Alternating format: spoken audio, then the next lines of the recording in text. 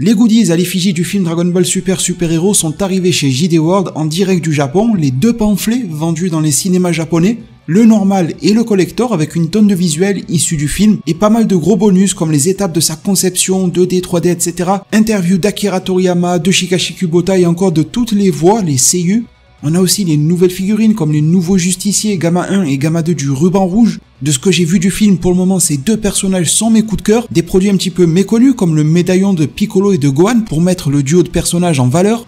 Des clear files pour bosser, ranger ses documents tout en étant stylé. Il y a vraiment de tout, il y a même beaucoup plus que cela sur la boutique de JD World et certains produits même qui sortiront plus tard dans l'année en précommande comme les nouvelles Cardass et d'autres qui sortent tout juste du four au Japon comme les dessins d'Akira Toriyama en personne, de Cell Max et de Orange Piccolo qui ont été offerts au public japonais à l'entrée de chaque salle. N'hésitez pas à checker ça, les produits sont de qualité et officiels, le lien est en description et il s'accompagne de codes promo.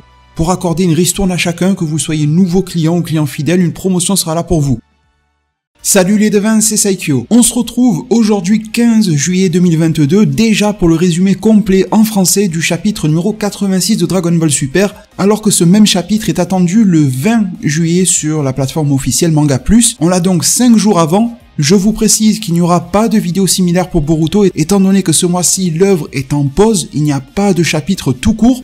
Boruto revient dès le mois d'août, mais on devrait rapidement se parler de Boruto avec les différentes conventions, dont notamment la Jump Victory Carnival, le nouvel arc de l'anime qui a aussi été présenté récemment. Alors, pour se recentrer sur Dragon Ball Super, le titre du chapitre est Combat à pleine puissance. Je vais vous en livrer son résumé. Cette fois-ci, je n'ai pas trouvé pertinent de prendre la peine de le traduire moi-même depuis l'anglais, étant donné que tel que son titre l'indique, c'est un chapitre qui se concentre totalement sur le combat. Il y a quelques petits dialogues par-ci par-là, mais rien de trop pertinent. Par contre, ce que je vais faire, étant donné que j'ai déjà l'intégralité du chapitre en ma possession, c'est que je vais vous afficher un maximum d'images issues de celui-ci, qui, au moment où j'enregistre ces mots, n'ont pas encore fuité sur Internet. Ça vous donnera un petit peu plus de contexte au travers de ce résumé qui se veut succinct. Étant donné qu'il ne commente qu'à moitié l'action, c'est assez difficile quand un chapitre est uniquement focalisé sur le combat, d'apporter un commentaire ou un résumé qui fait réellement mouche. Je remercie donc Dragon Ball Super-France.fr pour ses traductions françaises, et pour démarrer, on y apprend que Gas utilise la télékinésie pour étrangler Son Goku et essayer de lui briser le cou. Goku va se libérer en se téléportant derrière lui, il va rassembler un maximum de force pour pointer du doigt vers son front,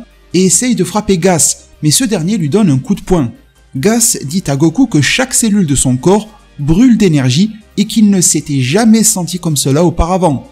Gas va alors créer un tourbillon dans lequel il emprisonne Goku, puis tire plusieurs salves d'énergie sur Goku qui lui entaille le corps. Elec est heureux de voir son frère se battre ainsi. Maki lui dit qu'elle ne sait pas si c'est correct pour Gas de l'emporter comme cela, sûrement sous-entendu avec cette technique qui le vieillit et qui le mène probablement, ça n'est pas encore dit, mais qui le mène probablement aux portes de la mort plus rapidement que prévu. En tout cas, Gas crée un bras géant avec ses pouvoirs et frappe Goku. Oil dit qu'il lui semble que Gas a vieilli. Elec lui répond que rien ne se passe car sa puissance n'a pas diminué. Goku dit à Gas qu'il devrait être prudent, car l'équilibre entre son corps et sa puissance a été rompu. Goku apporte alors là son analyse assez fine de la situation et du combat. Il comprend mieux que son adversaire la technique qu'il est en train d'utiliser, ou en tout cas sa méthode d'augmentation de ses forces. Gas va alors créer une jambe géante avec ses pouvoirs et frappe Goku. Goku essaye de l'attaquer, Gas crée alors deux bras géants. Avant la collision, une attaque de Ki va surprendre Goku et Gas, c'est Granola qui est de retour. Elec est surpris de voir que Granola déteste toujours autant les Saiyans et lui dit que s'il les tue, il l'engagera de nouveau en tant que chasseur de primes. Granola dit à Goku qu'il a entendu la voix de Bardock dans son rêve, ou du moins lorsqu'il somnolait, lorsqu'il était KO à cause de son combat précédent, et lui indique ce qu'il s'apprête à faire. Granola commence à charger son Ki dans ses mains, il prépare une attaque similaire à celle qu'il avait envoyée sur Vegeta Ultra Ego. Goku lui dit qu'il va lui faire gagner du temps, le temps que l'attaque de Granola soit prête, un peu à l'instar de Vegeta qui se dévouait pour que le Genki Dama soit prêt face à Majin Buu. Goku bloque les poings géants de Gas et réussit à atteindre l'estomac. Gas crée deux pieds géants et piétine Son Goku au sol. Le hitter remarque Granola et lui envoie une attaque. Mais elle ne touchera pas, étant donné que Goku va réutiliser son champ de protection qu'il avait utilisé en chapitre 85 pour se protéger lui-même et protéger Vegeta. Cette fois-ci, il protégera Granola à distance. Gas va lancer plusieurs attaques sur Goku jusqu'à ce que ce dernier perde connaissance. À cet instant, Goku est hors du combat. Malgré son pouvoir fraîchement renouvelé, Gas est épuisé, mais il est enfin prêt à tuer Granola. Cependant, c'est désormais Vegeta qui va revenir, Vegeta en forme de base, sans Ultra Ego, sans Super Saiyan Blue ni Super Saiyan ou quoi que ce soit, et il met un coup de tête à Gas. Le fier Saiyan va hurler à Granola de se dépêcher et de terminer son attaque. Oil et Maki foncent pour aider Gas, mais Monaito apparaît, lui aussi se mêle au combat. Il ne va pas directement les affronter, mais utiliser de sa magie, de ses pouvoirs Namek, pour les endormir grâce à une forme d'hypnose que l'on avait déjà aperçue à l'époque dans le flashback du passé lorsque Granola était enfant.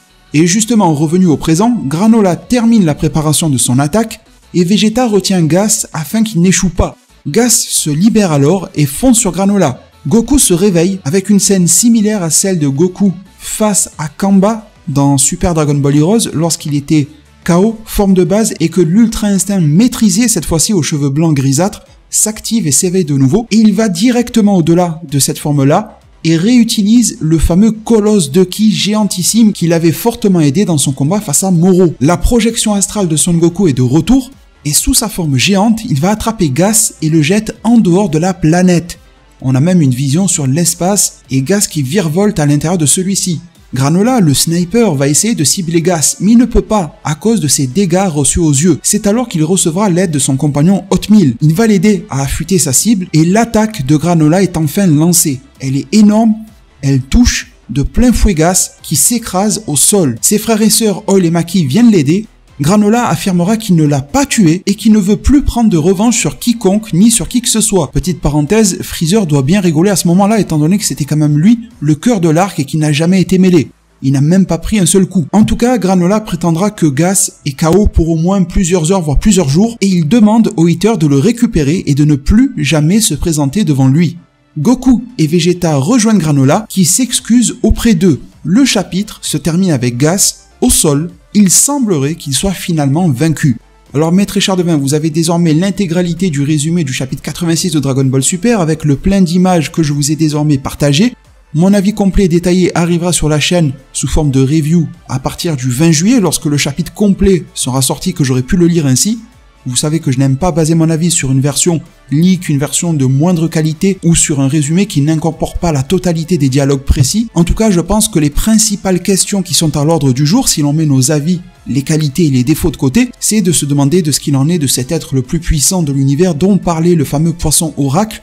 Ce Gas qui a vieilli, pour le moment, n'a pas réellement impressionné, peut-être se relèvera-t-il rapidement, et sa forme vieillie, bien qu'impressionnante visuellement, avec ce côté horrifique, n'a pas réellement fait ses preuves ici. Le fait qu'il ne soit pas mort ici, contrairement à Moro, peut soulever des questions sur la suite de l'arc, suite, ou plutôt devrais-je dire sur sa fin, il me semble que l'on y est. Le fait que le colosse de ki soit revenu alors qu'il avait déjà été utilisé en fin d'arc Moro peut également être un indice sur le fait que c'est pas forcément terminé, sinon ça donnerait deux arcs qui se terminent de manière relativement similaire, si l'on exclut la fission spirituelle forcée de Vegeta et l'implication de Granola. Donc laisser Gas n'est forcément pas quelque chose d'anodin, on est d'accord sur ça. Et également la thématique du nouvel arc. Le nouvel arc de Dragon Ball Super nous a été promis depuis décembre 2021. Il n'arrête pas de mois en mois de faire une petite annonce par-ci par-là, des annonces qui se répètent les unes sur les autres car elles n'apportent aucune nouveauté.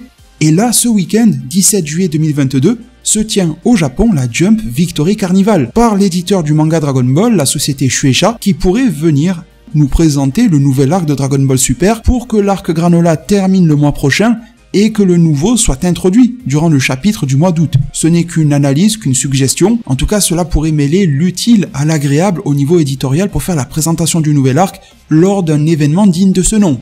Maître Echardevin, je vous remercie infiniment d'avoir été là aujourd'hui. N'hésitez pas à vous abonner, à activer la cloche des notifications, à mettre un maximum de pouces bleus si ce contenu vous a plu, à passer sur la boutique de JD World dont je vous ai fait la description en début de vidéo.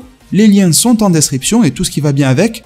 Merci vraiment pour tout, prenez tous extrêmement bien soin de votre futur, et à plus pour de prochains arts divinatoires.